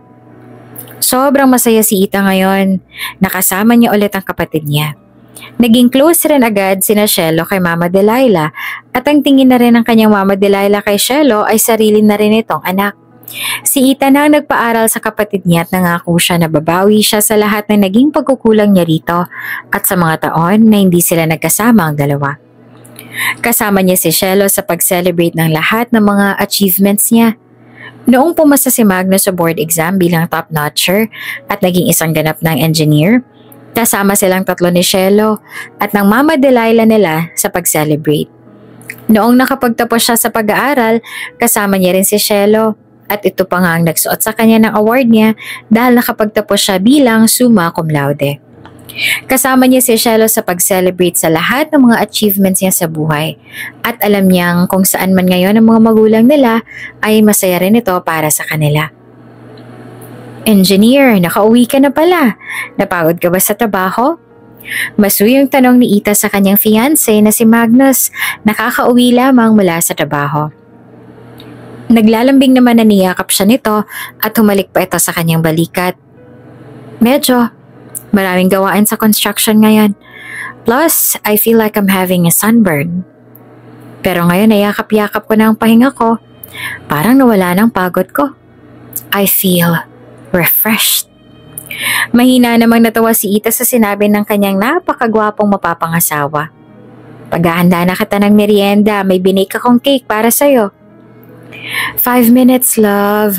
Pagpigil naman sa kanya ni Magnus at mas isiniksik pa nito ang mukha sa leeg niya. Mag-church muna ako. Hinayaan naman ni Ita ang mapapangasawa na yakapin siya at hinagod niya rin ang likod nito. Ganito lagi si Magnus kung maglalambing ito sa kanya, parang bata. Gustong-gusto naman ni Ita sa tuwing nagpapababy ito sa kanya at hinahayaan nitong alagaan niya ito. 3 buwan nang lumipas mula nang ma-engage silang dalawa at sa susunod na taon na ang kasal nila. Tandang-tanda niya pa rin kung paano nagtapat ng nararamdaman sa kanya si Magnus noong graduation niya. Naghintay na matagal si Magnus bago ito umamin sa kanya na mahal siya nito dahil ayaw raw nitong makaabala sa kanya ang nararamdaman nito. Noong nakapagtapos siya ng pag-aaral ay sakalang nagkalakas ng loob si Magnus na aminin sa kanya ang feelings na ikinasaya naman ni Ita dahil ang buong akala niya talaga ay hindi siya nito mahal at one-sided lang ang feelings nila para sa isa't isa. Matagal na pala siyang gusto ni Magnus. Noong unang beses pa lang na masilayan siya nito sa bahay ampunan, ang sabi nito sa kanya ay nagkagusto na ito sa kanya. Pero since pareho silang mga bata noon, pinigilan nito ang feelings para sa kanya at naghantay hanggang sa maging handa na sila pareho. At natupad niya na rin ang lahat ng mga pangarap niya. Si Ita naman ay hindi alam kung kailan nagsimula ang feelings niya para kay Magnus. Hindi niya alam kung mula ba noong unang beses niya itong makita at makausap sa simbahan o noong hinalikan siya nito sa ilalim ng puno o noong muli sila nagkita matapos ang mahabang panahon. Hindi niya alam kung kailan pero isa lang ang sigurado siya. Iyon ay ang mahal na mahal niya si Magnus at hindi niya kayang wala ito sa piling niya. Sarap talaga ng misis ko mag-bake, sabi ni Magnus pagkalabas niya ng cake na binake niya kanina. Hindi mo pa nga natitikman paano mo naman nasabing masarap na? Natatawa naman na tanong niya. Tsura pa lang masarap na. Tsaka kapag ikaw ang nag-bake, sure nang masarap yan. Sabi nito sabay kindat pa sa kanya. Sus, bolero. Naglalambing pa rin na lumapit sa kanya si Magnus at niyakap siya mula sa likuran at humalik pa ito sa pisngi niya. Nasa ganoong ganap sila nung dumating ang magulang ni Magnus kasama si Shelo na kaagad silang inasar kasi para raw silang lalanggamin sa kanilang kaswitan. Botong-boto naman sa kanya ang mga magulang ni Magnus para sa kanilang anak. At ganoon din si Shelo sa kuya Magnus nito. Alam daw kasi nila na pareho silang magiging masaya sa piling ng isa't isa dahil alam nila kung gaano nilang kamahal ang isa't isa. Sa kabila ng lahat ng kasalanan nila sa inyo ng kapatid mo, nagawa mo pa rin na patawarin sila. Wika ni Claire habang nasa labas sila ng operating room. Matagal naman ang lahat ng yon. Tsaka napag-usapan na namin ni Shelo yon na mas masaya kung mawawala ng bigat at galit sa aming mga puso dahil sa ginawa nila. Sagot naman ni Ita. Noong nakaraang linggo ay lumapit sa kanya ang mga anak ng cherubin niya para humingi ng tulong sa kanila dahil ooperahan daw ang kanilang ina at wala na silang sapat na pera dahil nawaldas na nila ang 1,000,000 na nakuha nila mula sa kanila noon. Sa kabila ng lahat ng mga kasalanan nila sa kanila ng kapatid niya, ay nagawa pa rin nilang mapatawad at magpakumbaba. Bago ang operation ni Cherubi, humingi ito ng tawad sa kanilang dalawa ni Shelo, na pinatawad naman nilang dalawa. Para kasi sa kanilang dalawa ni Shelo, mas masaya pa rin ang buhay kung wala silang galit na kinikimkim sa kanilang mga puso. Kahit na hindi na maibabalik sa dati ang lahat at hindi na rin mababago ang mga nangyari na, ang mahalaga ay totoo silang magkapatawaran na at may lesson silang natutunan sa buhay. Swerte ko sa asawa ko, no? Kaya mahal na mahal ko yan eh. Pagyayabang naman ni Magnus sa sinang-ayunan naman ni Claire. Oo nga kuya, ikaw na talaga ang pinakaswerte sa lahat. Pasalamat ka at pinatulang ka ng Ita eh. Maswerte rin ako kay Magnus ano? Sobra. Sabi niya kaya naglalambing na lumapit sa kanya si Magnus at niyakap din siya na napailing na lang sa kanilang dalawa ni Claire. At kung may isang bagay pa ang sigurado, iyon ay maswerte rin ang kanilang mga magiging anak sa kanilang dalawa.